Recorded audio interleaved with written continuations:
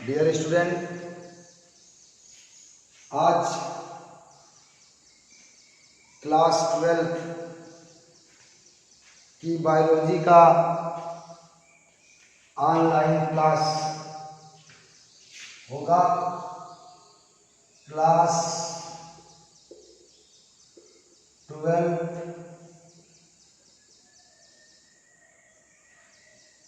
Topic जो चल रहे थे रिप्रोडक्शन इन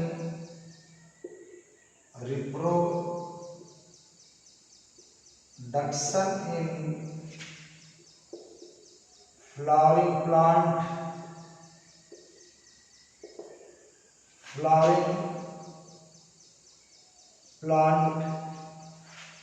लेक्चर 8। आज रिप्रोडक्शन इन फ्लावरिंग प्लांट का 8वां ऑनलाइन क्लास होगा। तो पिछले ऑनलाइन क्लास में मैंने पॉलिनेशन के बारे में बताया था। Cross pollination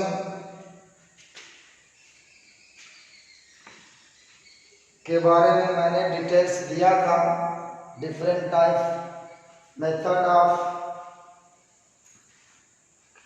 types of cross pollination. इसमें कुछ चीजें बच गई थी क्रॉस पॉलिनेशन से रिलेटेड। तो heading of the disadvantage of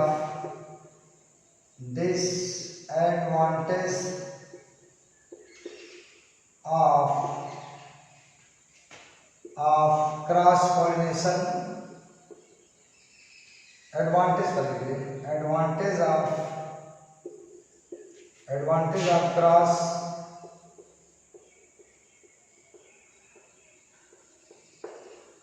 pollination. Advantage of cross pollination क्या है? पहले पॉइंट में इसका जो एडवांटेज है कि इस क्रॉस पॉलिनेशन द्वारा जो पौधा ग्रो करता है, जो प्लांट ग्रो करता है, वो बड़ा भारी और स्वस्थ होता है। ओके, तो पहली पॉइंट में क्या लिखा जाएगा कि क्रॉस स्वपरागण द्वारा उत्पन्न पौधा बड़ा कामा भारी एवं स्वस्थ होता है।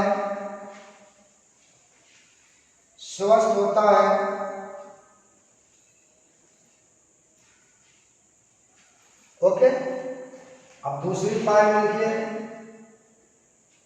ये फल की बात होगा, पौधे की बात हो गई। तो इस स्वपरागण द्वारा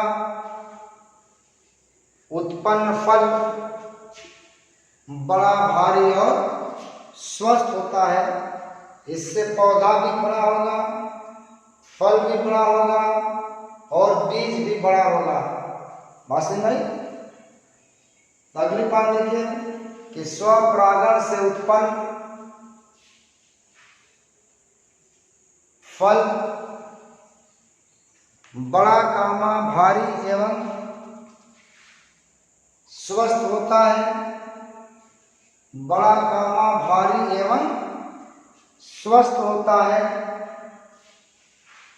तीसरा एडवांटेज क्या है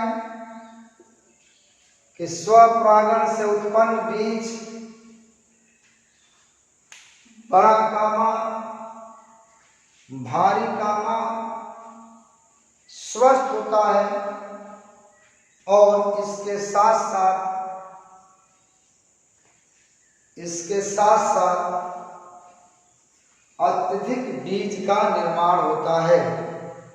इसके साथ अत्यधिक बीज का निर्माण होता है। ओके, चौथी पॉइंट में आइए। चौथी पॉइंट में चौथा एडवांटेज क्या है? चौथा एडवांटेज इसका यह है कि स्वपरागण द्वारा नई जातियां उत्पन्न होती हैं। नई जातियां स्वपरागण द्वारा नई जातियां उत्पन्न होती हैं। अगली बात देखिए, पांचवा जो एडवांटेज है कि इससे प्राप्त पौधा डिजीज रेजिस्टेंस रोग प्रतिरोधक होता है। देखिए कि स्वपरागण द्वारा उत्पन्न पौधा रोग प्रतिरोधक डिजीज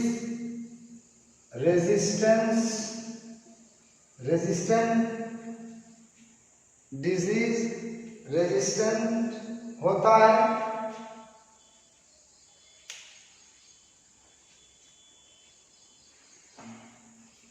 अगली पॉइंट देखिए, स्वपरागण द्वारा जीन रिकॉम्बिनेशन या जीन पुनर्योजन होता है। जीन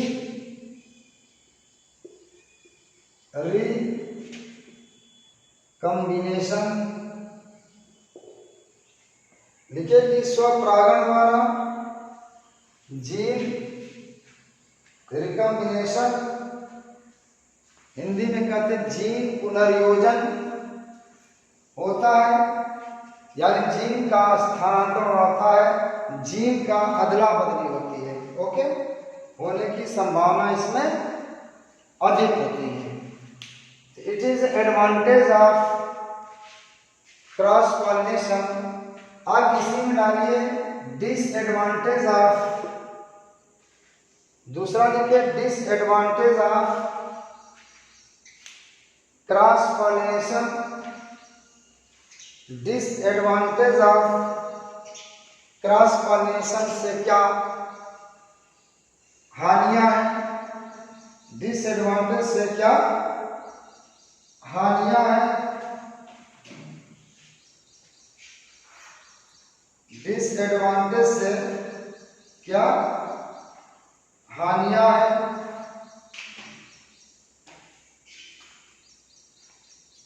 ओके, आइए देखते हैं क्या इससे डिसएडवांटेज। पहली बात देखिए कि स्वपरागण के लिए माध्यम जैसे वायु कामा, जंतु कामा, जल की आवश्यकता पड़ती है, जिसके कारण ये अनिश्चित होता है। अगर यह माध्यम उपलब्ध है तब तो परागण होगा, अगर माध्यम अनुपस्थित हो गए तो पर परागण नहीं होगा। तो क्या लिखा जाएगा? लिखिए कि स्वपरागण के लिए माध्यम जैसे, स्वपरागण के लिए माध्यम जैसे जंतु कामा, वायु कामा, जल की आवश्यकता पड़ती है, जिसके कारण यह अनिश्चित होता है। अर्थात स्वपरागण माध्यम की अनुपस्थिति में, स्वपरागण माध्यम की अनुपस्थिति में नहीं हो पाता है। ओके, अगला डिसएडवांटेज क्या है कि कीट परागित पुष्प, कवायदल, कैलिक्स, कोरोला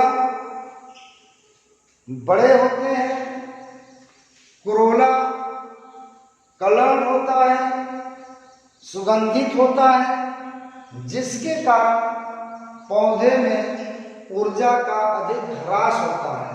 ओके, लिखिए इसमें कि कीट द्वारा परागित पुष्प बड़ा कामा, रंगीन कामा, सुगंधित होता है, जिसके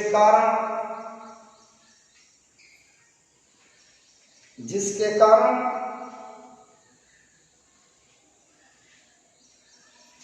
पौधे में ऊर्जा का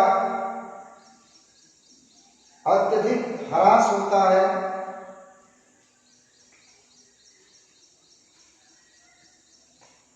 अगली पाँच लिखिए, पर परागण के लिए दो पुष्पों की आवश्यकता पड़ती है। पर परागण के लिए दो पुष्पों की आवश्यकता पड़ती है।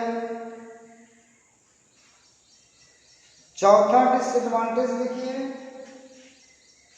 वायु परागित पुष्प में परागण की अत्यधिक आवश्यकता पड़ती है। वायु परागित पुष्प में परागण के लिए अत्यधिक परागण की आवश्यकता पड़ती है। ओके,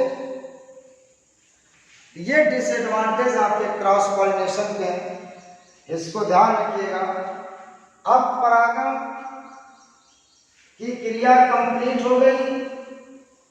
अब जो है परागण कहाँ पे पहुंच गया, जायांग के वर्तिकाग्र पर, स्टिग्मा में।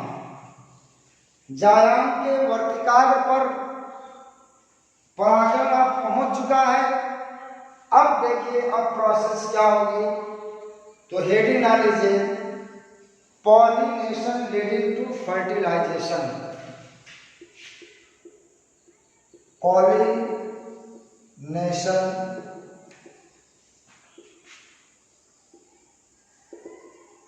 Leading to fertilization.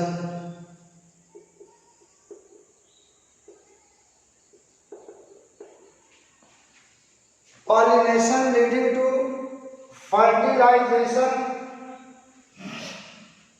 यानी परागण के पश्चात निषेचन। परागण के पश्चात निषेचन, ये हेडिंग आपने डाल दिया। देखिए ये आपका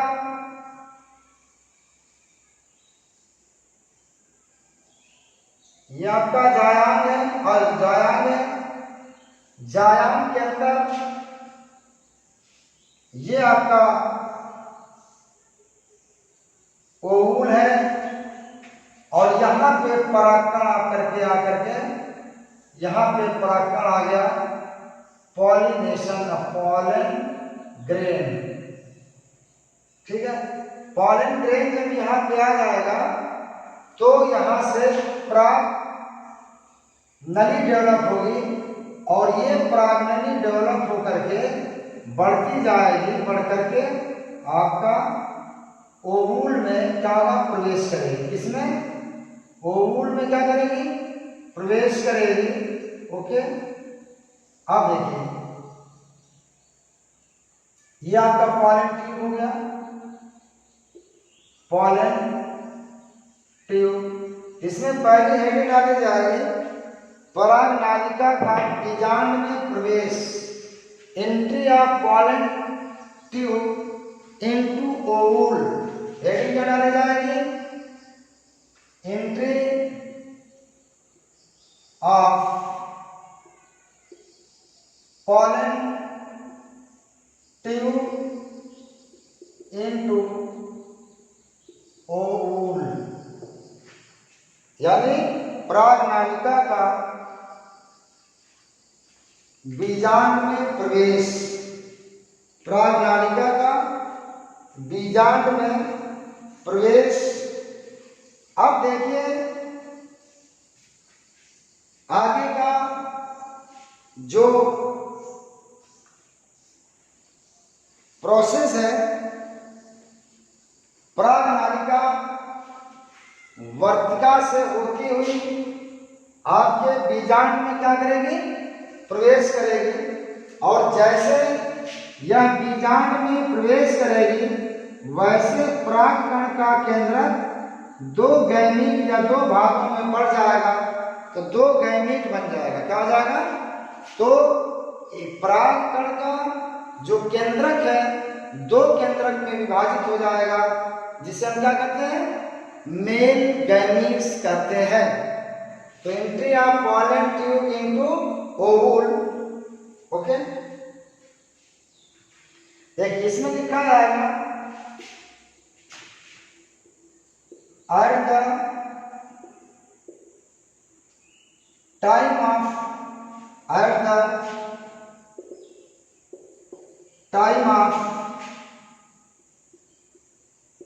penetrating pollen tube into ovule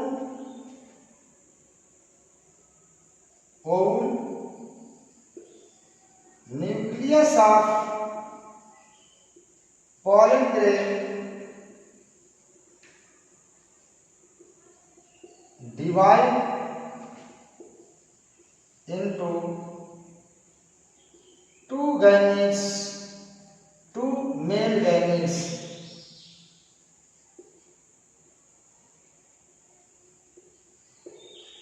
Okay, write down and also draw the structure of that structure.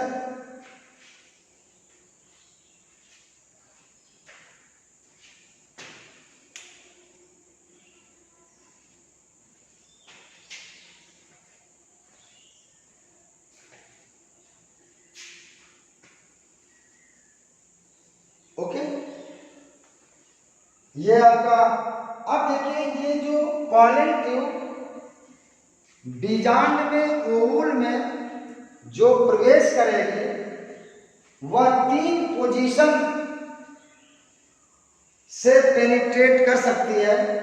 एक तो माइक्रोपाइल से पेनिट्रेट कर सकती है, या तो चलेजा एंड से कर सकती है, या तो इंटीगुमेंट से कर सकती है। क्या 3 तरह से पॉलन ट्यूब आपकी किसमें, बीजांड में प्रवेश कर सकता है। ओके, तो pollen tube, entry of pollen tube into ovule. अब देखिए इसमें टाइप्स ऑफ या position of penetrating pollen tube into ovule। देखिए इसमें हेडिंग डाल लीजिए, पेनिट्रेटिंग पोजीशन, हेडिंग मत डालिए, इसमें पेनिट्रेटिंग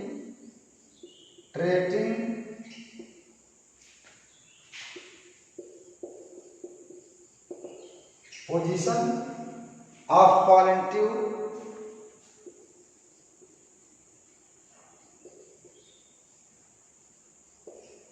इनकी 3 पोजीशन हो सकती है। एक देखिए इसमें पोरोगेनी, किसको कहा था,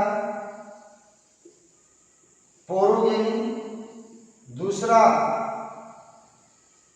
चलाजागेनी, और तीसरा जो है आपका मेसोगेनी। देखिए एक ये ऊपर नीचे लिखिएगा, ठीक है। तीनों स्ट्रक्चर आपके दिखाई दे रहे हैं आपकी वीडियो में।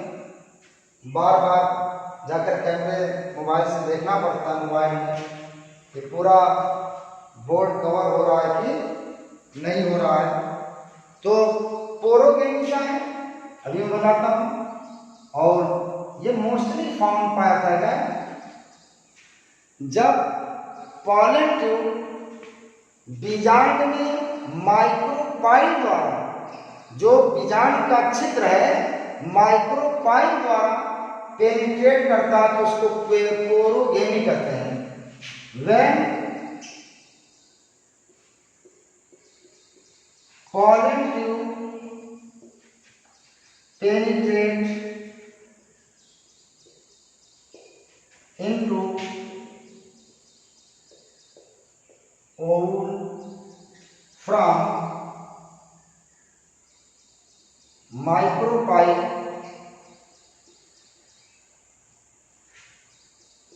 is known as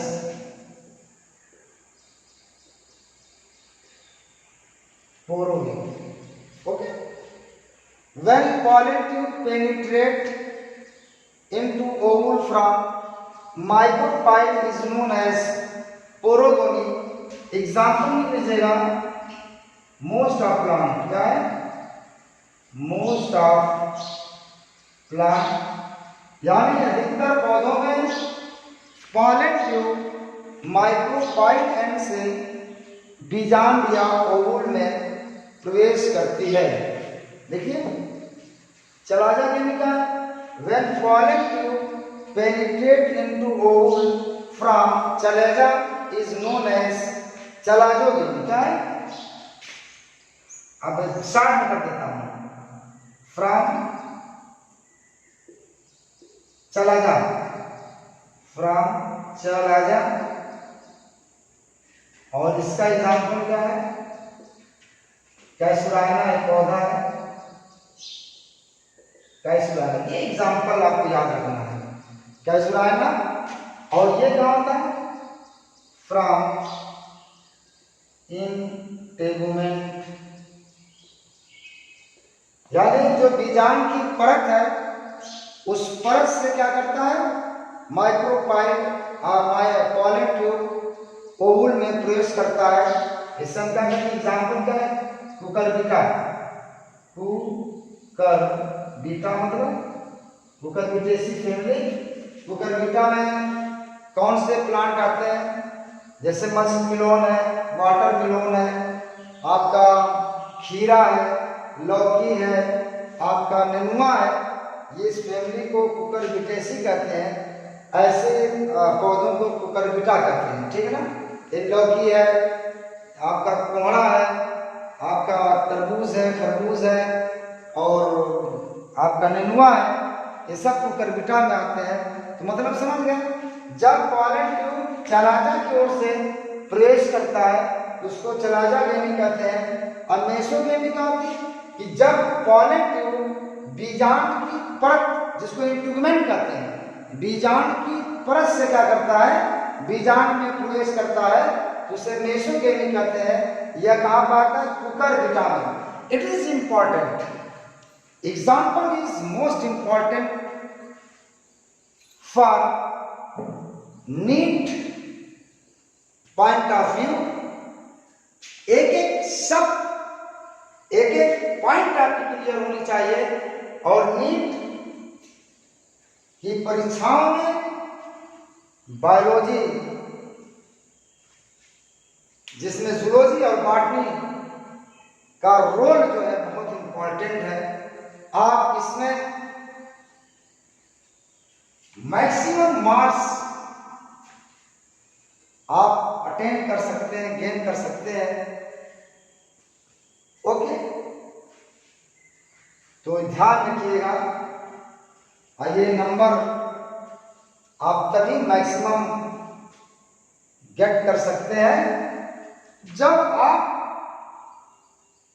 इसमें एक एक पॉइंट का कॉन्सेप्ट आपके पास होना चाहिए। रिवीजन पे revision, that is not difficult. अगर ये ऐसे सब्जेक्ट हैं जो बहुत इंटरेस्टिंग होते हैं, अगर इसको बहुत ही आप इंटरेस्ट से पढ़ें और बहुत रेगुलर जब इसको आप रिवाइज करेंगे तो इसमें इंटरेस्ट क्रिएट होता है। और जब इंटरेस्ट क्रिएट होता है तो आपका का ये जो सब्जेक्ट है बहुत आसानी से इसको याद किया जा सकता है और बहुत आसानी से नंबर इसमें आप उठा सकते हैं। इसके बहुत से तरीके हैं। सबसे ज़्यादा इसमें जैसे पढ़ने का तरीका ये है, जैसे रिप्रोडक्शन ऑफ फ्लावरिंग प्लांट आप पढ़ रहे हैं, जैसे रिप्रोडक्शन ऑफ फ्लावरिंग प्लांट आपका समाप्त होता है, पूरे टॉपिक्स को एक बिल्कुल 100% कमांड करके फिर गो टू एक्सरसाइज। जो किताब से एक्सरसाइज है, आप एक्सरसाइज जब करेंगे तो सारे क्वेश्चन आपको और उसमें से करते हुए नजर आएंगे। और कॉम्पिटिटिव परीक्षाओं किताबों में डिफरेंट कॉम्पिटिटिव एग्जाम में दिए गए क्वेश्चन भी होते हैं। जब आप वहाँ पे क्वेश्चन करेंगे, जैसे मान लीजिए कोई नीट का क्वेश्चन है और नीट का क्वेश्चन आप कर लेते हैं बिना आंसर शीट देखे हुए, तो ये को आपको एक्स्ट्रा कॉन्फिडेंस डेवलप होता है। क्वेश्चन के सामने लिखा रहता है NEET, AIIMS, FMC, different medical entrance exams के जो एग्जाम्स होते हैं उसके सामने जब जब वो आए होते हैं, वो ईयर वाइज जो है आपके ब्रैकेट में दिए होते हैं। अगर इन क्वेश्चन को आप सॉल्व कर लेते हो तो आपके अंदर एक एक्स्ट्रा एनर्जी, पावर, ताकत मिलती है कि मैं भी डू, मैं भी कर सकता हूं इसको। और जब वो एनर्जी क्रिएट होगी तो आपके कॉन्फिडेंस में बहुत ज्यादा डेवलपमेंट होगा, इजाफा होगा और फिर रास्ता बहुत आसान हो जाएगा। और ये आप तभी कर पाओगे जब आप रेगुलर स्टडी करते हो। यू नो स्टूडेंट, ध्यान रखिएगा, अगर आपको मेडिकल एंट्रेंस एग्जामिनेशन की तरफ जाना है, अगर उसको बीट करना है, तो ये याद रखिएगा कि 12th में या 11, 12, 11, 12 में आपकी नशा, जुनून चरम पे होना चाहिए। एटलीस्ट कम से कम आप स्कूलिंग के बाद, स्कूल करने के बाद कम से कम घर पे 7, 8, 9 घंटा आपको पढ़ना पड़ेगा। That is not an easy task, but it is not impossible. आप कर सकते हो। जो लड़के नीट क्वालिफाई करते हैं उनकी दुनिया दूसरी कुछ नहीं होती। उनकी दुनिया केवल फिजिक्स, केमिस्ट्री, जूलॉजी, बॉटनी होती है, उसके सिवा कुछ नहीं जानते हैं वो। रातों को नींद आपको नहीं आएगी। स्टूडेंट बार बार शिकायत करता है, सर पढ़ते तो नींद आती है। नींद तब आपके पास आती है जब आपके पास मटेरियल नहीं होता है, जब आप टॉपिक को समझ नहीं रहे होते होंगे। उस कंडीशन में नींद आना स्वाभाविक है। और जब टॉपिक आपको समझ में आता है, आपकी टॉपिक का सीक्वेंस समझ में आता है और टॉपिक आपके कमांड में होता है, तो बात मान लीजिए कि नींद आपको नहीं आएगी। आप अपने स्वास्थ्य के लिए सोएंगे, अपनी दिनचर्या को मेंटेन करने के लिए आप मजबूरन आपको सोना पड़ेगा कि सुबह कॉलेज जाना है, इसलिए सोना जरूरी है। और जब ऐसा स्टूडेंट को फीलिंग हो तो समझिए कि वो स्टूडेंट राइट पाथ पे सही जा रहा है। और जो स्टूडेंट किताब उठाते ही उसको नींद आ जा रही है, you are not study proper manner, उसकी स्टडी प्रॉपर मैनर की नहीं है, उसका सब्जेक्ट कमजोर है, टॉपिक्स कमजोर है, इसलिए नींद आ रहा है, उसको कुछ मिल नहीं रहा है। इसलिए नहीं मिल रहा है कि जब पढ़ाया जा रहा था तो 100% लापरवाही किया, क्लास में लापरवाही किया, नोट्स उसके पास नहीं है, यानी उसने पढ़ाई नहीं। और जब पढ़ेगा नहीं तो सब्जेक्ट में इंटरेस्ट नहीं आएगा, और सब्जेक्ट में जब इंटरेस्ट नहीं आएगा तो आपको नींद आएगी। सुन लीजिए, तो प्लीज अपने इस छोटे से जीवन को एक सफल जीवन बना लीजिए। दुनिया में कोई अमर होकर के नहीं आया है, उसको एक दिन जाना है। वो लाइफ उसकी छोटी भी हो सकती है और लाइफ उसकी एवरेज भी हो सकती है। तो एक छोटी सी लाइफ में दुनिया में रह करके कुछ अच्छे काम करके इस दुनिया से चले जाओ, जिससे आप ये जाने के बाद भी आपका नाम जो है दुनिया में अमर रहे। ओके, ये थोड़ी सी बात मैंने आपको मैसेज दिया या पढ़ाई से लग जाए। तो ये आप फॉरेन ट्यूब मेल गैमीट को लेकर के ओवुल में प्रवेश कर गया, बीजांड में चला गया। अब what is function of male gametes in be ovule? Ovule के अंदर मेल गैमीट का काम क्या है? अब हेडिंग वो डाली जाए। अब आइए हेडिंग डालिए फर्टिलाइजेशन। अब निषेचन होगा। अब बिल्कुल अब टॉपिक के क्लोज पहुंच चुके हैं। निषेचन के बाद जाइगोट बनेगा और जाइगोट से एम्ब्रियो का डेवलपमेंट होगा और एम्ब्रियो से नए प्लांट का डेवलपमेंट होगा। You are now going to last end of the chapter. First आप हेडिंग डालिए फर्टिलाइजेशन।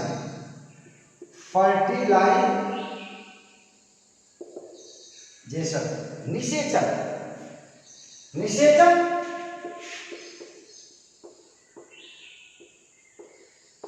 ये क्या होता है? बहुत आसान है। अगर आप इस टॉपिक के डोर को अगर पकड़े हो, it is very simple, that is no confusion है। फर्टिलाइजेशन निषेचन क्या है? अब दो मेल गैमीट है, एक मेल गैमीट फीमेल एग को निषेचित करेगा, फीमेल एग से फ्यूज होगा तो जाइगोट बनेगा, युग्मनज बनेगा। निषेक्तांड किसको कहते हैं? टू एंड स्ट्रक्चर बनेगा और दूसरा मेल गैमीट जो है सेकेंडरी न्यूक्लियस को से जुड़ेगा और जुड़ करके 3N स्ट्रक्चर एंडोस्पर्म का निर्माण करेगा। ओके, आइए देखिए फर्टिलाइजेशन। अब इसमें लिख लीजिए in plant fertilization is double fertilization performed in plant fertilization perform which types? Which number one? Which type? It is known as double fertilization.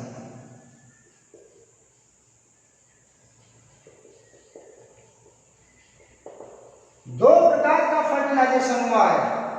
एक मेल गैमीट फीमेल गैमीट से जुड़ा तो एक फर्टिलाइजेशन हुआ और दूसरा male gamete female 2N secondary nucleus से जुड़ा तो उसको कहते हैं वो दूसरे प्रकार का फर्टिलाइजेशन हुआ।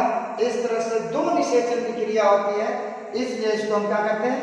डबल फर्टिलाइजेशन कहा जाता है। पहला देखिए ट्रू फर्टिलाइजेशन क्या है? ट्रू फर्टिलाइजेशन, इसको हिंदी में कहते हैं सत्य निषेचन। क्या कहते हैं? सत्य निषेचन। सत्य निषेचन क्या होता है? One of the male gynecology when one of the male gynecology का मतलब दो में से एक, when one of the male gynecology fuse to female gynecology form zygote. और जाइगोट में गुणसूत्र कितना है 2n, यानी एक मेल गाइनिक में n क्रोमोसोम है, फीमेल गाइनिक में n क्रोमोसोम है, दोनों मिल गया तो क्या हो गया, क्या हो गया, जाइगोट बन गया। इसमें गुणसूत्रों की संख्या 2n होगी। It is known as true fertilization. True fertilization क्या है, one of the male gamete fuse to female gametes and form zygote. It is known as true fertilization of, okay, true fertilization. Write down.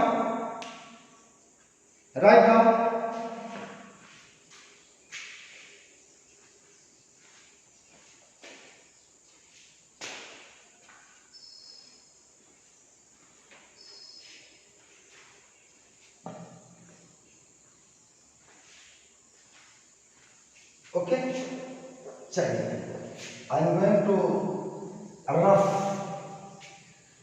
Now. देखिए, true fertilization बराबर क्या होगा, male gamete, इसमें chromosomes की संख्या n plus female gamete chromosome की संख्या n, ये दोनों जुड़ेगा तो जुड़ करके क्या बना देगा, जाइगोट बना देगा। क्या बना देगा, जाइगोट। गुणसूत्र की संख्या 2n हो जाएगा, n जुड़ेगा तो 2n हो जाएगा। ओके, तो it is a true fertilization. अब दूसरा इसमें है ट्रिपल फर्टिलाइजेशन। क्योंकि इसलिए कहता है कि जब वो निषेचन होता है तो गुणसूत्र इसमें 3n होते हैं, इसलिए इसको ट्रिपल फर्टिलाइजेशन कहा जाता है या ट्रिपल फ्यूजन कहा जाता है। देखिए, ट्रिपल फर्टिलाइजेशन और या इसी को ट्रिपल फ्यूजन कहते हैं। Triple fusion. ओके, चलिए अब इसको कैसे किया जाएगा, व्हेन वन ऑफ द, दो में से एक, when one of the male gamete, when one of the male gamete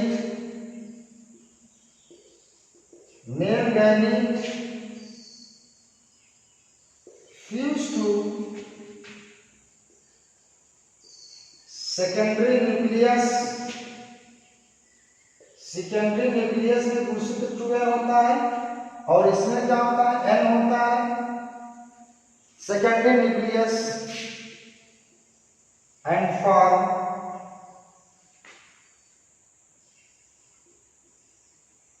endosperm, इसमें गुणसूत्र होगा 3n, is known as triple fusion, triple fertilisation.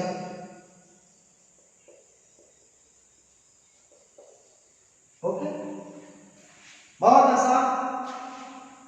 When one of the male gamete fuse to secondary nucleus, जो आपके embryo site में के बीच में दो केंद्रक फ्यूज हो गए थे, जिसको सेकेंडरी न्यूक्लियस या द्वितीयक केंद्रक कहते हैं, उससे जुड़ेगा और फॉर्म क्या करेगा, एंडोस्पर्म करेगा।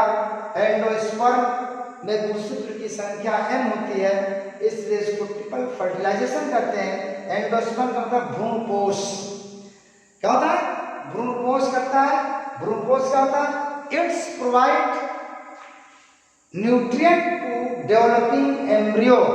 यानी देखो, जाइगोट से, अभी ये जाइगोट बना था ऊपर, जाइगोट भ्रूण का निर्माण करेगा और ये भ्रूण के निर्माण में एंडोस्पर्म क्या करेगा, उसको भोज्य पदार्थ क्या करेगा, प्रदान करेगा। Okay, it is known as triple fusion. मैं समझता हूं कि कॉन्सेप्ट आपका क्लियर हो गया होगा। अब देखिए ट्रिपल फ्यूजन का मतलब देखिए क्या होगा, मेल गैमीट,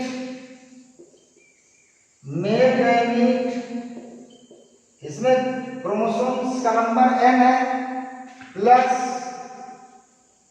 सेकेंडरी न्यूक्लियस गुणसूत्र की संख्या इसमें 2n है। यह दोनों जुड़ेंगे तो 3n स्ट्रक्चर बनेगा। इस 3n स्ट्रक्चर को एंडोस्पर्म का क्या कहते हैं, एंडोस्पर्म कहा जाता है। तो भ्रूण कोश कहा जाता है, भ्रूण कोश कहा जाता है। ओके, और यह भ्रूण कोश क्या करता है, provide nutrient to developing embryo, provide food material, provide food to developing embryo। embryo कहाँ से डेवलप होगा, from zygote। Okay, it is all about fertilization। अब फर्टिलाइजेशन तो हो गया, अब क्या होगा, फर्टिलाइजेशन के बाद जाइगोट का डेवलपमेंट होगा। और जाइगोट का डेवलपमेंट किसमें होगा, एम्ब्रियो में, भ्रूण में होगा। अब भ्रूण से क्या बनेगा, बीज बनेगा। अब बीज से क्या बनेगा, पौधा बन जाएगा। और इस तरह से टॉपिक आपका समाप्त हो जाएगा। आइए देखते हैं कैसे आगे का कहानी, आगे क्या है। अब हेडिंग डाला जाएगा पोस्ट फर्टिलाइजेशन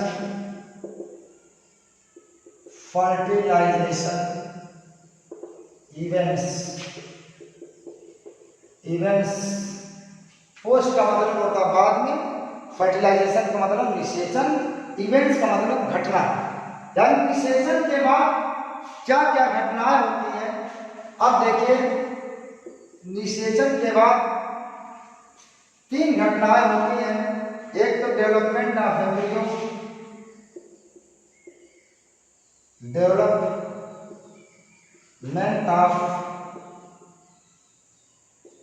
एम्ब्रियो, भ्रूण का निर्माण। दूसरा है डेवलपमेंट ऑफ एंडोस्पर्म। और तीसरा है development of seed and formation of fruit. ये 3 इवेंट फर्टिलाइजेशन के बाद होने हैं। एक डेवलपमेंट ऑफ एम्ब्रियो, भ्रूण का विकास, डेवलपमेंट ऑफ एंडोस्पर्म, भ्रूणकोश का विकास, डेवलपमेंट ऑफ सीड, बीज का विकास, और फॉर्मेशन ऑफ फ्रूट, फल का निर्माण। तो पहली हेडिंग इसमें, ये तीनों हेडिंग को आप लिख लीजिए। फिर मैं एक एक करके निकाल करके मैं इसको आपको डिटेल में बताऊंगा। ओके, बहुत कॉन्सेप्चुअल है। आप अगर आप बहुत सीरियसली इसका अध्ययन करेंगे, स्टडी करेंगे, तो आपको बहुत इंटरेस्ट मिलेगा। The development of embryo from zygote. Okay, आइए पहली हेडिंग डाल लीजिए, development of embryo, development of embryo,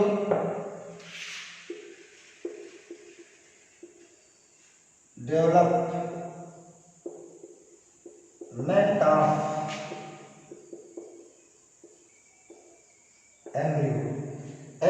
development कहाँ से होता है?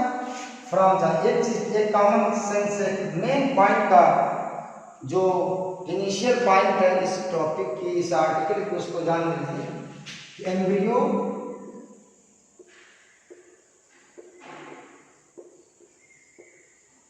डेवलप फ्रॉम जाइगोट, या जो जाइगोट अभी बना था ट्रू फर्टिलाइजेशन में, उसका डेवलपमेंट ही आपका एम्ब्रियो बनाता है। जाइगोट किसमें डेवलप होता है? एम्ब्रियो में डेवलप होता है। ओके, अब देखिए, एक बीजपत्री पौधा, द्विबीजपत्री पौधा जो होते हैं, इसमें एम्ब्रियोनिक डेवलपमेंट, एम्ब्रियोजेनी इसको कहा जाता है, इसको एक शब्द और आता है एम्ब्रियोजेनी, एम्ब्रियोजेनी, और एम्ब्रियो का अध्ययन को एम्ब्रियोलॉजी कहते हैं। एम्ब्रियोलॉजी कहा जाता है study of embryo, development of embryo embryogeny, study of embryo embryology. Okay, आइए अब बात करते हैं। मैंने कहा था एक बीजपत्री पौधे और द्विबीजपत्री पौधों में एम्ब्रियो का डेवलपमेंट लगभग समान होता है, अंत में कुछ विभिन्नताएं पाई जाती हैं। तो अलग अलग इनका डेवलपमेंट हम देखते हैं। एक पॉइंट लिख लीजिएगा, एक पॉइंट नीचे लिख लीजिएगा, embryonic development similar in many property dicot and monocot plant but differ in some point. Embryonic development in similar in many property in monocot and dicot plant in different point but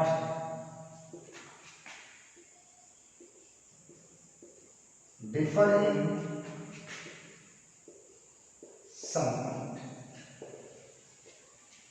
इस point का मतलब यह हुआ कि embryonic development है भ्रूण का विकास एक बीजपत्री पौधे और द्विबीजपत्री पौधे में बहुत से डिफरेंट पॉइंट में वो समान होते हैं, लेकिन कुछ पॉइंट में क्या करते हैं, वो डिफर करते हैं। तो अलग अलग इनका डेवलपमेंट देखते हैं। तो इसमें इस पॉइंट को लिख लीजिए, इस पॉइंट को आप लिख लीजिए। आइए बता दो। अब इसमें पहला देखिए, embryonic development in, embryo development in, topic तो चली रही है। अब लिखिए डाइकॉट प्लांट, डाइकॉटिलेडन प्लांट, द्विबीजपत्री पौधे में कैसे विकास होता है। एक पौधा है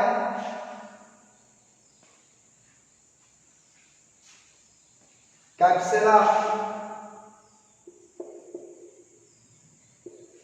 वर्सा पास्टोरी, कैप्सुला वर्सा पास्टोरिस का प्लांट है। तो जो एम्ब्रियोनिक डेवलपमेंट डाइकॉट प्लांट में सबसे पहले किया गया वो कैप्सुला वर्सा पास्टोरिस प्लांट में किया गया। इसको पॉइंट को नोट अंडरलाइन करिएगा, कैप्सुला वर्सा पास्टोरिस प्लांट में first of all embryonic development देखा गया। ओके, आइए इसमें आपका ये जाइगोट है। ओके, ये केंद्रक टाइप का स्ट्रक्चर देख लीजिए। इसमें ट्रांसवर्स क्या होता है, ट्रांसवर्स डिवीजन होता है जिससे दो कोशिकाएं बन जाती हैं। ये आपका बेसल सेल हो गया, इसका नाम है बेसल सेल, और इसका नाम है टर्मिनल सेल। टर्मिनल सेल ये टॉर्स किधर होती है, टॉर्स माइक्रोपाइल की तरफ है, और ये टॉर्स चला जाता है। ओके, ये आपका जाइगोट अभी आपको बिल्कुल स्पष्ट हो जाएगा, क्लियर। ये जाइगोट में एक ट्रांसवर्स डिवीजन होता है जिससे इनका केंद्रक चाहिए जाइगोट दो कोशिकाओं में बदल जाता है। एक कोशिका का नाम बेसल सेल और दूसरी कोशिका का नाम टर्मिनल सेल है। बेसल सेल टुवर्ड्स माइक्रोपाइल की तरफ होगा और टर्मिनल सेल टुवर्ड्स चलाजा की ओर होगा। अब देखिए क्या होगा, आइए इसी स्ट्रक्चर को मैं आगे बढ़ाता हूं, थोड़ा सा मैं इस तरह से लेकर के। अब ये देखिए टर्मिनल सेल में एक वर्टिकल डिवीजन होगा और बेसल सेल में ट्रांसवर्स डिवीजन अनुप्रस्थ विभाजन होगा। ये देखिए इस तरह से दो कोशिकाएं ये वर्टिकल बन गई और उसके बाद ये देखिए इस तरह से स्ट्रक्चर बन जाएगा। ये क्या होगा, ये स्ट्रक्चर बन गया आपका एक से लिए एक से लिए एक से लिए एक से लिए। इसको एम्ब्रियोनल सेल भी कहते हैं। इसका एक नाम और दिया था सस्पेंसर सेल, सस्पेंसर सेल, और इसका एक नाम और दिया था एम्ब्रियोनल सेल।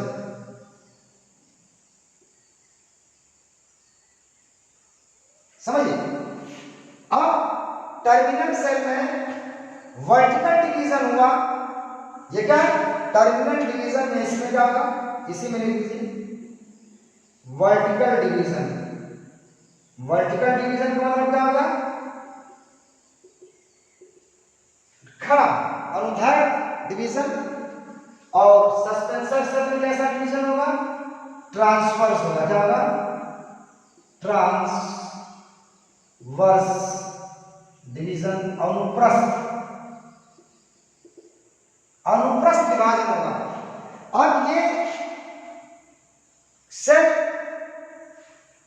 ट्रांसवर्स डिवीजन जब करती है तो दो सेल स्ट्रक्चर बन जाता है, और टर्मिनल सेल या एम्ब्रियोनल सेल जब वर्टिकल डिवीजन करती है, यहां पे देखिए खड़ा डिवीजन हुआ है तो दो सेल यहां पे बन जाती है, इसको वर्टिकल डिवीजन कहा जाता है। अब देखिए यहां पे ये 4 सेल स्ट्रक्चर है, क्या है 4 सेल स्ट्रक्चर। इसको प्रो एम्ब्रियो भी कहते हैं। क्या कहते हैं, प्रो, इसको प्रो एम्ब्रियो भी कहा जाता है। 4 cell structure is known as pro embryo.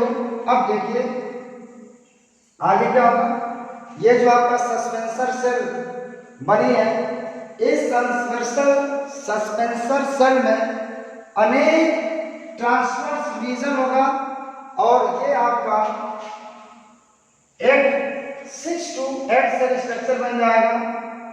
देखिए 6 to 8 सेल स्ट्रक्चर। ये देखिए आपका वर्टिकल सेल है आपका है, ये एम्ब्रियोनल सेल। यहाँ पे 1 2 3 4 5 6 एक सेल इनलार्ज जाती है, इसको हास्टोरियल सेल कहते हैं। क्या कहते हैं, हास्टोरियल सेल कहते हैं। देखिए यहां पे देखिए, ओके। अब ये जो सस्पेंसर सेल है ये कौन सी सेल है? ये सस्पेंसर सेल है। ये suspensor cell divide many time transversally, divide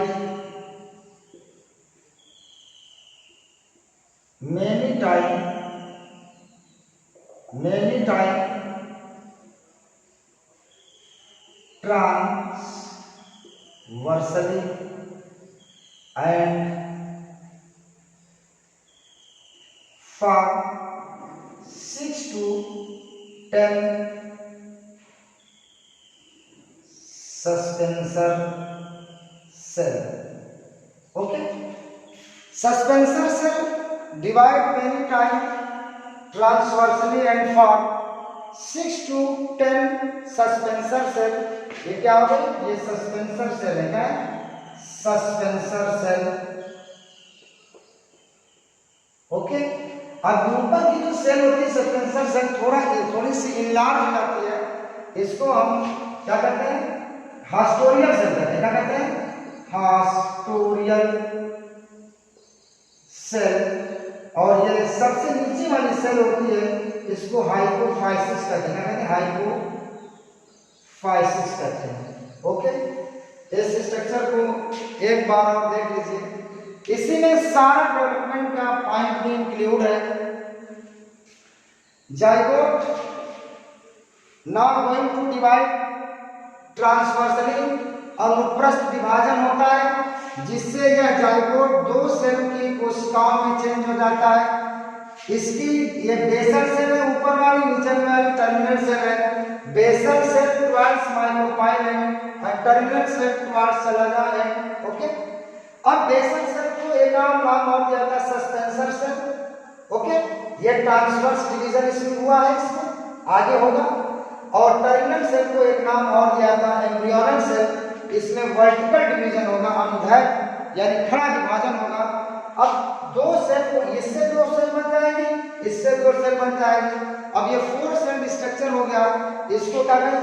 pro embryo कहा जाता है। अब ये दो सेल उस सेल की सस्पेंसर सेल है। इस सस्पेंसर सेल में divide many time transversally and for 6 to 10 suspensor cell. या कई बार इसका विभाजन होता है और विभाजित होकर के ये सस्पेंसर सेल 6 से 10 सस्पेंसर सेल में चेंज हो जाती है। सस्पेंसर सेल की जो ऊपर वाली सबसे बड़ी सेल है वो इनलार्ज हो जाती है, यह हास्टोरियल सेल कहा जाता है। और सबसे नीचे वाली सेल जो होती है हाइपोफाइसिस कहा जाता है। ओके, आइए। ओके, अब इसको मैं लेता हूं, फिर इससे आगे चलता हूं।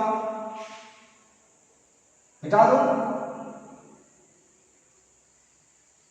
चलिए रफ करूं। चलिए आइए अब देखते हैं कि अब ये स्ट्रक्चर कहाँ कन्वर्ट होता है।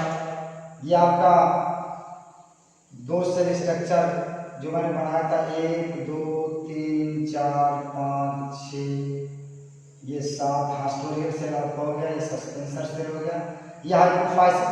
अब इसमें डिवीजन होगा, ये ट्रांसवर्सली क्या होगा? डिवाइड 2 टाइम हो जाएगा। कितना? 2 टाइम, एक बार होगा। ये ट्रांसवर्सली डिवीजन इसमें होगा, डिवाइड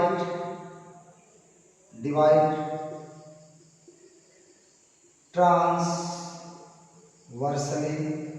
अब देखिए ये 4 सेल स्ट्रक्चर बन जाएगा। कितना? 4 सेल स्ट्रक्चर। इस तरह से 4 सेल स्ट्रक्चर, ये स्ट्रक्चर तो आपका ऐसा ही रहेगा। ठीक है, 4 सेल स्ट्रक्चर। अब एक बार फिर इसमें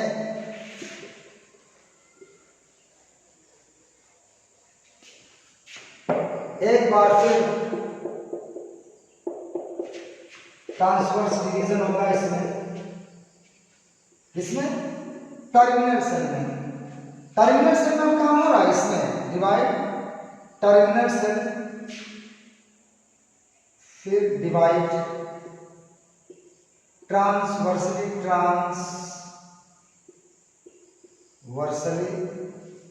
डिवाइड ट्रांसवर्सली। अब ये आपका एक्स सेल स्ट्रक्चर बन जाएगा। 1 2 3 4 5 6 7। अब ये आपकी एक सेल स्ट्रक्चर बन जाएगी। 1 2 3 4 5 6 7 8 और फिर ये एक सेल स्ट्रक्चर हो गया। एक सेल स्ट्रक्चर, ठीक है। अब देखिए क्या होगा, इसके अंदर बाहर की जो सेल है उसमें पेरिक्लाइनल डिवीजन होगा। पेरिक्लाइनल अभी बताता हूं क्या है, डिवीजन होगा। पेरिक्लाइनल डिवीजन से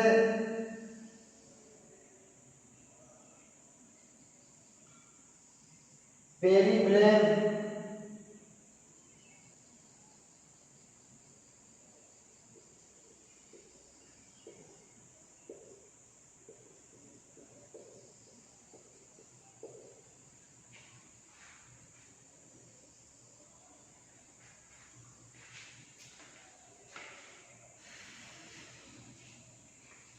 अब इसमें यह हाइपोबेसल एपीबेसल सेल है, एपीबेसल सेल और नीचे वाली 4 है। चल यहाँ पे ऊपर वाली सेल 2 एपीबेसल सेल और नीचे वाली 2 है हाइपोबेसल सेल। समझिएगा, हाइपोबेसल सेल। अब पेरिक्लाइनल डिवीजन होगा, पेरिक्लाइनल डिवीजन से ये स्ट्रक्चर बन जाएगा। 1 2 3 4 5 6 7। ओके, ये एपिडर्मल सेल हो जाएगा, एपिडर्मल सेल, एपिडर्मल सेल। अब इसके अंदर पेरिक्लाइनल डिवीजन क्या होता है बताऊंगा।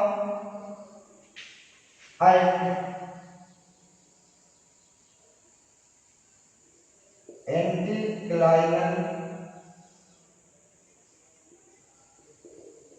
डिवीजन। पेरिक्लाइनल डिवीजन से देखिए, पेरिक्लाइनल डिवीजन से एपिडर्मल सेल का, एपिडर्मल सेल बनती है। एपिडर्मल सेल ये आगे चल करके डर्मेटोजन का निर्माण करती है, जिससे एपिडर्मिस बनता है। और एंटीक्लाइनल डिवीजन, एंटीक्लाइनल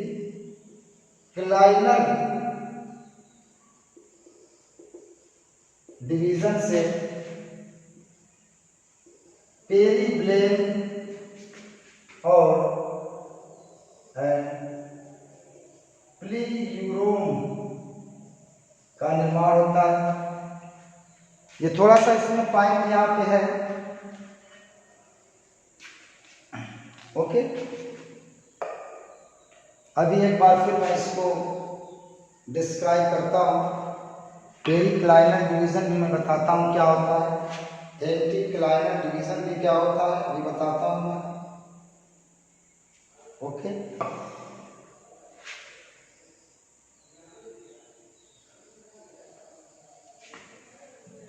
पेरिक्लाइनल डिवीजन का मतलब होता है, ये 2 सेल जो होती है ना, ये सेल जब डिवाइड पैरेलल होती है, ये कोशिका बन जाती है। देखिए ये कोशिका, ये पैरेलल जब डिवीजन होता है तो उसको पेरिक्लाइनल डिवीजन कहते हैं।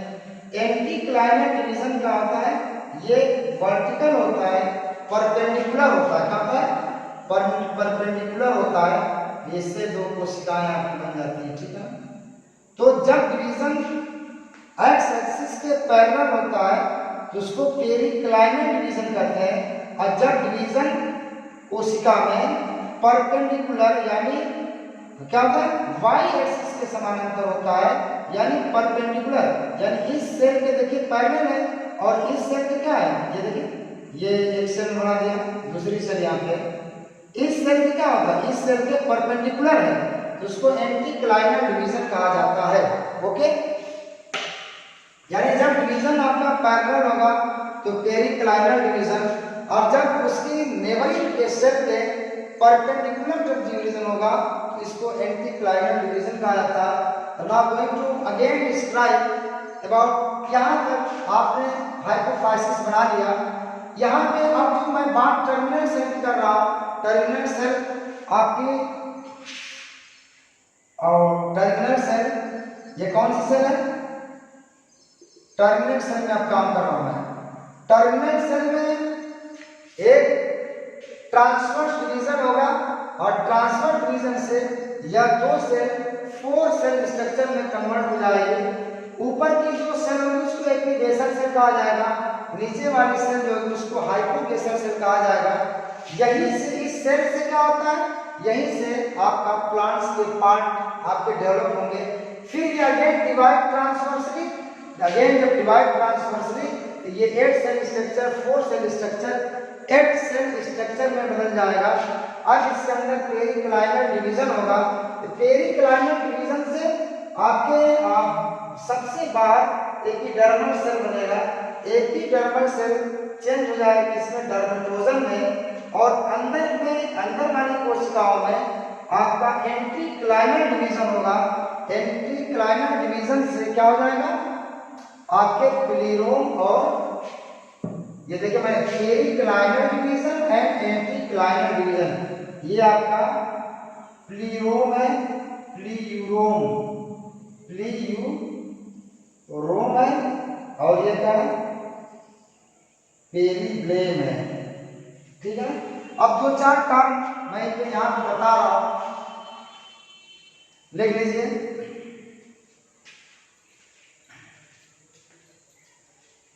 ओके, अब यहाँ पे देखिए इसके अंदर अगेन डिवीजन होगा, अगेन डिवीजन होगा इस तरह से। देखिए ये ऐसे स्ट्रक्चर आपका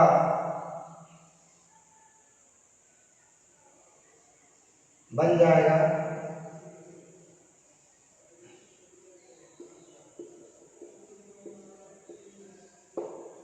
ये देखिए ये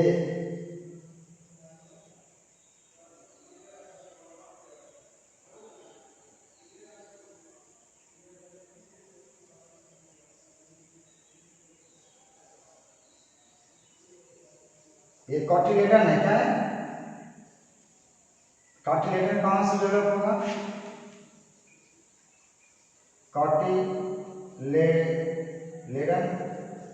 कॉटिलेडन ये आपका बीजपत्र है, बीजपत्र से आपकी क्या है निकलेगा प्लांट से, और इससे रूट एंड शूट का निर्माण होगा।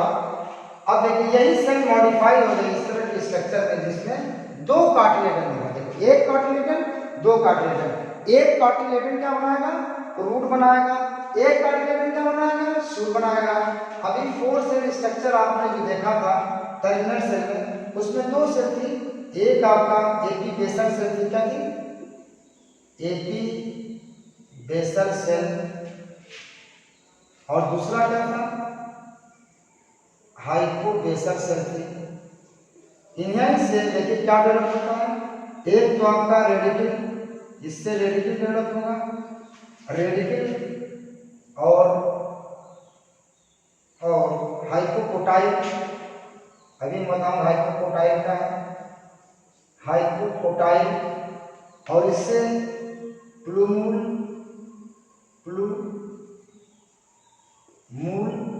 और कार्टिलेडन डेवलप होगा। कार्टिलेडन बहुत इंपॉर्टेंट है।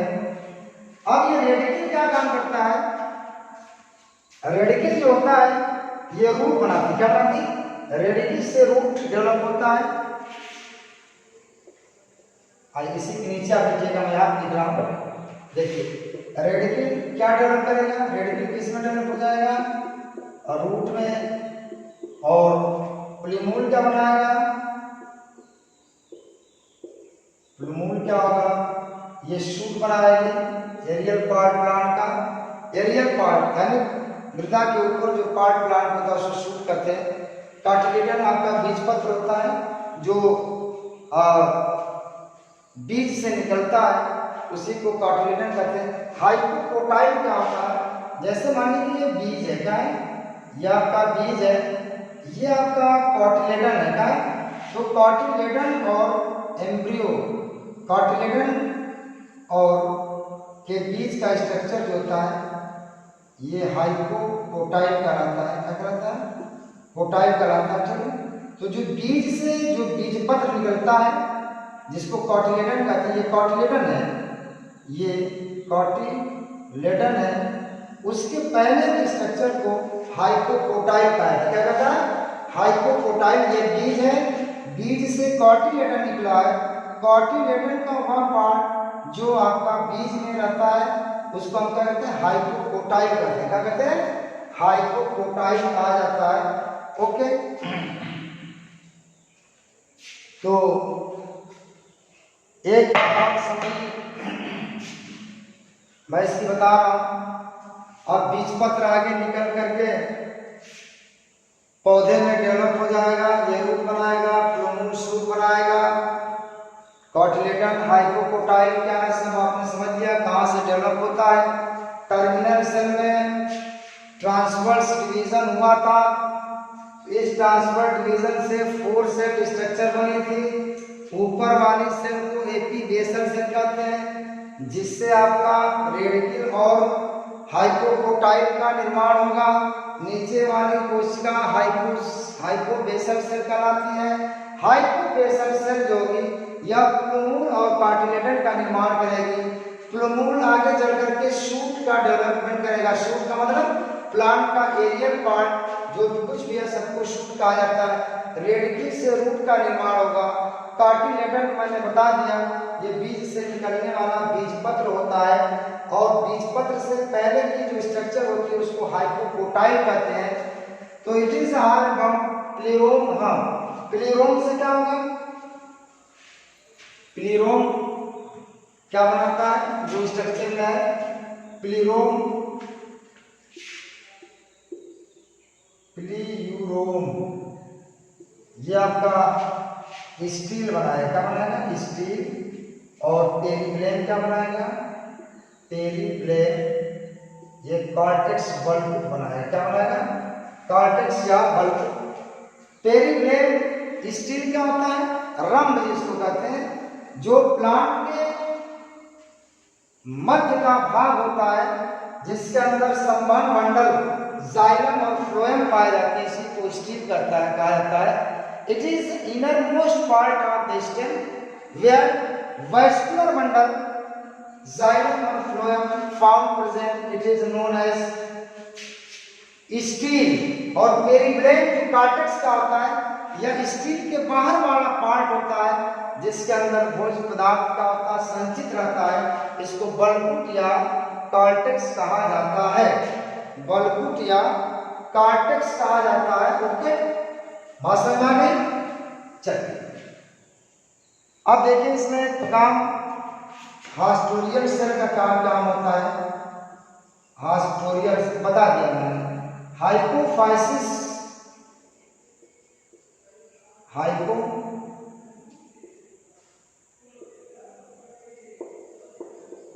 हाइपोफाइसिस का काम होता है कि यह टर्मिनल सेल को नीचे की तरफ क्या करता है, पुश करता है। ये क्या करता है, पुश। टर्मिनल सेल, ये हाइपोबेसल जो एक स्ट्रक्चर में आया था, hypophysis, push terminal cell. Okay, it is all about development of embryo in dicotyledon plants. एक बार और समरी सुन लीजिए जो मैंने बताया है, शायद आपका कोई कंफ्यूजन नहीं होगा। देखिए मैंने कहा था कि कोटिलेडन प्लांट में जो एम्ब्रियोनिक डेवलपमेंट का रिसर्च स्टडी किया गया कैप्सुला बर्सा पास्टोरिस प्लांट में। सबसे पहले जाइगोट ट्रांसवर्स डिवीजन करके दो सेल में डेवलप बदल जाता है। एक सेल टर्मिनल सेल या उसी को एम्ब्रियोनल सेल भी कहते हैं। दूसरी सेल जो होती है उसको बेसल सेल या सस्पेंसर सेल कहते हैं। बेसल सेल जो होती है माइक्रोपाइल एंड की ओर होती है और टर्मिनल सेल जो होती है वह चलाजा एंड की ओर होती है। अब आगे सस्पेंसर सेल में ट्रांसफर डिवीजन होता है और टर्मिनल सेल में वर्टिकल डिवीजन होता है, जिससे 4 सेल स्ट्रक्चर बन जाती है जिसे प्रो एम्ब्रियो कहा जाता है। ओके, अब सस्पेंसर सेल में अगेन ट्रांसवर्स डिवीजन होता है जिससे 6 से 10 सस्पेंसर सेल बन जाती है। ये सस्पेंसर सेल ऊपर वाली जो सस्पेंसर सेल होती है वो उसको हास्टोरियल सेल कहते हैं। यह हास्टोरियल सेल न्यूक्लियस से फूड मटेरियल को एब्जॉर्ब करके डेवलपिंग एम्ब्रियो को देने का काम करती है। ये क्या करती है? न्यूक्लियस से भोज्य पदार्थ को क्या होता है एब्जॉर्ब करके सक करके डेवलपिंग एम्ब्रियो को देने का काम करती है। एग्जैक्ट मतलब एक्चुअल एम्ब्रियो का जो डेवलपमेंट है वो टर्मिनल सेल से होता है। ओके, और ये नीचे वाली जो हाइपोफाइसिस सेल है यह आपके टर्मिनल सेल को नीचे की तरफ क्या करती है? पुश करती है। ओके, अब देखिए, अब डेवलपमेंट सस्पेंसर सेल की बात समाप्त हो गई। अब टर्मिनल सेल में एक ट्रांसफर डिवीजन होता है जिससे 2 सेल स्ट्रक्चर बनती है। फिर एक बार और डिवीजन ट्रांसफर होता है जिससे 8 सेल की स्ट्रक्चर बन जाती है। ऊपर वाली सेल को एपीबेसल सेल कहते हैं, नीचे वाली सेल को हाइपोबेसल सेल कहते हैं।